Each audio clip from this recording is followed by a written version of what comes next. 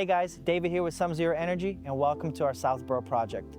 We're just finishing it up and we're super proud of it so far.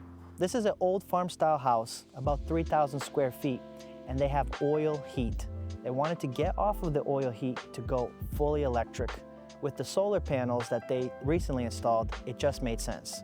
They wanted to make sure that we didn't fill their home with many mini split zones. Therefore, we went with two systems. One system is a fully ducted system, which is basically central air for the entire first floor. Their existing system was ducted that only heated the first floor. System 2 consists of a mixed system, which is a mixture of a mini split system and a ducted system that did the remaining of the second floor. So if you're looking to get off of fossil fuel heat and go electric, give SumZero Energy a call today.